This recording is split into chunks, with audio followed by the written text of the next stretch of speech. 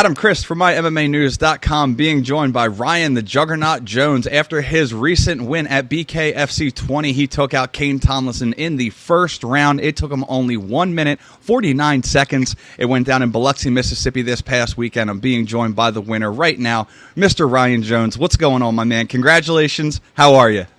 Doing good, man. What about you? I'm doing fantastic, man. So, Mr. Man of the Hour. So we have a lot to talk about, brother. First, I thank you for joining me. But second, you looked absolutely fantastic in the fight. Did you plan on looking that spectacular from jump? Did you plan on getting started that quick? Yeah, man. I had to go at him hard and fast. I got sick with COVID a few weeks back when I left that Tampa card. And so literally for like 2 weeks, I didn't do any kind of cardio, anything. And like 8 or 9 days out from the fight, I was like, man, I don't know if I'm going to be able to fight. I was hacking up a lung, trying to run.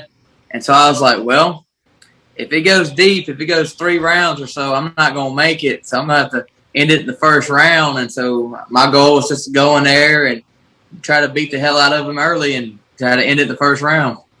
And you did just that, and you looked great in doing it, man. So, like I said, before I found out that you actually got COVID, I was going to ask if that was a part of your game plan. So let's just take it a little bit before you got COVID, a couple weeks back. So what was your game plan for Kaine going into the fight previously, before getting sick? I mean, like, he's a tough guy. You have to take him serious. But what was your game plan and assessment of him as an opponent before you got that, speed bump of COVID? All right, so I got a lot of love and respect for Kaine and his son Zion. I feel like Kaine, with all of his experience and wisdom, man, I felt like if we were to straight up just box, he would have some tricks up his sleeve that I haven't even learned yet. He's probably got enough tricks up there that I, haven't even discovered. And so I respected his technical ability. I felt like my speed and athleticism would play a big effect into beating him, with my youth compared, because if he was a younger man, it probably would have been a different fight. But no, my game plan is always kind of the same, man. I apply a lot of pressure. I keep moving forward. I never back up. I got a bad habit of just sitting there and letting you hit me until I start throwing punches back. And so I don't know if my game plan was any different. It was just to put a lot of pressure on him. But once I got sick and knew that I wasn't going to have the cardio to do that for 5 rounds, I was like, all right, I got to let it all out right there in the first round. And I know that they were talking to the commentators before the fight, saying that you were joking, saying you learned not to block with your face. But that being said, there are some of those fighters, and it's literally no disrespect to anything, but some of those fighters, they're willing to take that 1 or 2 or even 3 just to deliver the 1, because they know that the math is going to counteract each other. The 3 that you absorb is not going to be nearly as much as that 1 if you deliver how it's going to land. So do you pride yourself on being that kind of fighter? Man, to be honest, I didn't even know I could take that good of a punch until kind of like I just started getting hit. Everybody's kind of like, oh man, I don't know what this dude's going to hit like. And so if my hands are completely down and you've done hit me a couple times, I'm not worried about your power. You might start rocking me. It's not that I'm being cocky. It's just that I done got comfortable. And if my hands go down and I'm still kind of walking and prodding at you, I done got comfortable and I'm not concerned about the power at that point. If I feel threatened in any kind of way, I'm a little bit more guarded or a little bit more jerky in movement. Mm. So once you put him down, did you think he was going to get back up, or did you know it was over from that point? No, man, I honestly thought he was going to get back. I thought he would have got up 10 damn times. That man, he got a lot of heart, dude. He's tough as hell. Mm-hmm. And I seen him knock down in other fights, and he just keeps getting back up. He gets back up more fired up. So when he went down, I was like, all right, he'll get up in a second. We'll go round 2. And then I thought I was going to have, a hard time. But when he went down and he never got back up, I'm like, all right, something's wrong. Something's seriously wrong. And that's when I went to hug him and check on him. But yeah, I was legit thinking he was going to get up 20 times or something, And what was the final conclusion of what was wrong with him? I think it was just being overwhelmed. He hit me with a couple shots, and I kept tagging him. I think at one point in time I busted his eardrum in one of the fights, and that kind of messed his equilibrium up. But I mean, hats off to him, man, because he's a strong, tough dude, and even when we clinched up, I try to throw a couple good uppercuts, and I know that's his game, is to be in the clinch, and if I felt like he was about to get the better hand of me, I would just tie him up. I didn't want to play his game too long. And for the short amount of time that it was, man, I will say you looked fantastic, but you did sustain a tiny little bit of damage, if I'm not mistaken, from your social media today in that boxer's fracture. Is that what I'm reading correctly? I just posted it. I just found out, man. Yep. I saw that. Full up. I do. I got a boxer's fracture. It's right behind my knuckle. I just found that out about a couple hours ago. So I'll go to the doctor tomorrow to see what they tell me about it. So, given that that's the case, I would have asked previously when you were looking to get back, but given that you have to recover from that, I'm sure you would like to get back into better conditioning via COVID and whatnot. But when are you looking to get back? November. Hopefully November. Nate Shook messaged me. He goes, "Hey man, are you hurt?" And of course I'm like, "No, I ain't hurt."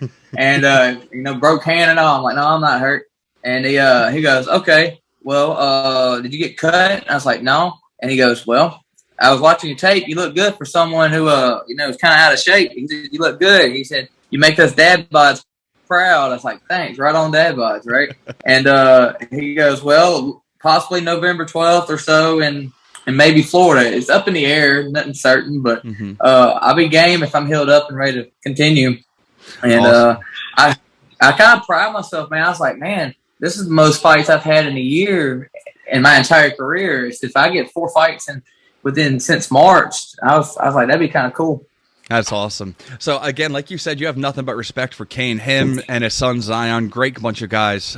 So the swapping of the jerseys, it's an age-old tradition in sports, and you guys made it a thing with your walkout shirts. So you brought it into combat sports. So that was it was so cool to see, man. So can you tell me about those moments that make this sport so special? Those moments that you get to kind of catch up with your opponents afterwards, because it's not all about the drama. It's not all about the shit talk. Tell me about those moments that go on behind the scenes that mean so much. Man, I met Kaine at the Tampa fight when his son fought that night, and I wished Zion good luck, and I sat there and shook Kaine's hand and talked about his son, and I was like, man, good luck to you in your fight, and just hanging around Kaine. He was a very humble and respectful person. His son was great too. When we met up at the weigh-ins, we cracked a couple jokes. I said, we might need to take a before and after picture. I said, because I think we're going to put on a hell of a fight. And there ain't no telling what we're going to look like afterwards. And he goes, yeah. He goes, I don't know what you're going to do to me. And I'm sitting there. He's got these big, scary hands, man. I was like, I'm kind of wondering what he's going to do to me. But so as far as hanging around him, he was a really cool person. I try to keep a cool vibe. I don't like causing no bad blood. I don't ever really talk any crap. Yeah. After the fight, man, you could tell he took it hard. He was really needing and wanting that win. It's kind of a bittersweet. Like, you're happy you won, but when you start kind of caring for someone, you want them to win too. I kind of felt bad that he took that loss like that, but I'm hoping he can bounce back and get one good win before he retires like he wants. Backstage, man. My daughter FaceTimed me. He sat there and we were sitting there talking, and my daughter FaceTimes me to tell me that I won, or happy that I won. And he goes, "Is that your daughter?" And I said, "Yeah." And I said, "Hey, baby, say hi to Mr. Kaine." She's like, "Hi, Mr. Kaine." And then Brooklyn, my daughter, starts talking about my medal, and she goes, "Let me see your medal." And I hold up my medal, and Kaine goes, "Yeah, your daddy stole my medal." And Brooklyn goes, "You stole his medal? Give it back." And it was funny, man. So when we got to the hotel, I said, "Hey, man, just to show my love and support for you, man, let's swap shirts. Let me wear one of your shirts." And he said, "I got you." And so about 10 o'clock that night, he texted me and said, "Hey, let's meet in the parking lot." And we swapped shirts, took the photos, and I said, "Man, I wish you the best in your fights. And on your last fight, I'm going to be there to cheer you on." And that's that awesome. was it. Yeah, that's awesome, man. That's some of the beauty of the sport, that not a lot of that it doesn't get to see the face of it, just because a lot of people like to see the drama that goes on. But that's a thing of beauty, that two people can get on and beat the living hell out of each other and still have nothing but love and respect for each other. So oh man, awesome. I can be punching you in the face and be fighting for you the same night if you needed it. Yeah, same situation. So I did want to talk about a little bit of not so much stinging, but something that I'm a little bit of coming back from bad news. All right, so with the last fight before the Kaine fight, with the way that it went, the way it was stopped with the cut, obviously you thought you could have continued. A lot of us thought you could have continued. So how important was it for you to get back in the win column? Bro, I was desperate. I was very desperate. I felt like if I would have took another loss, that I was going to go on a downward hill, probably got bumped down or something like that. And so I couldn't lose. And that's why I was trying to let it all hang out in that first round. But it was redemption. I think Chris Lytle mentioned it when I came out. That was a big thing for me. That second fight, man, I got no disrespect towards Robert Washington, but I honestly felt like I was winning the fight, or could have still had a good shot of winning that fight. I kind of felt like I'm there to fight, let me fight. But I understand the reasoning behind the stoppage, I guess. So you said you wanted to come back in, it was November, you said it was? Yeah, hopefully November. I mean, it depends on how this works out for me. But I, as soon as possible, I want to be back in there. Well, I know you're a respectful guy, so, I mean, let's respectively put a name out there. Is there anybody you'd like to face? Yeah, Diego Sanchez. I've been talking so much crap trying to get that dude to come out. I mean, and it's no bad blood or nothing. It's just, I'm not getting any younger, so why not fight the biggest names I could fight? And so I'm going down to 175 my next fight. I can easily make 175. And if he joined – everybody be gunning for him, but if I could throw my name in the hat, I would definitely do Diego Sanchez. If it ain't Diego Sanchez, then, my goal's the belt. So whoever I got to beat to get to the belt. So it makes me curious. What makes you think that, and it's not even, I'm just curious. I want to get your perspective of it. But Diego Sanchez coming with his background and everything, what do you see in him that you think you can take out? I think that he's going to be screwed because he can't lay and pray on me, so he's going to have to sit there and throw hands. He's not known for a big knockout puncher, and I don't think he can knock me out. I think he can sit there and throw some heavy hands, but I don't think he'll drop me. And I think that once he starts throwing his little flurries and realizes I'm eating him up like breakfast and I'm still coming at him, he's going to start panicking and wish he wouldn't have got in there. I love it. That would be a fight that I would love to see. But I mean that with all respect. I like the. I honestly feel like I would be too much for him if we got into a fight. Makes sense. All right, man. Well, I'm going to let you go. I really appreciate you joining me once again. I want to get you any of your sponsors you want to get out there, social media. How can the fans keep up with you? Obviously, with the big win, you got some new followers coming to you, and you're a name on the rise in the BKFC. So let's get it out there. Man, follow me on Instagram at Ryan the Juggernaut Jones. My Facebook's just Ryan Jones, or at the same time, I got a Facebook page. I need to be a little bit more active on Ryan the Juggernaut Jones.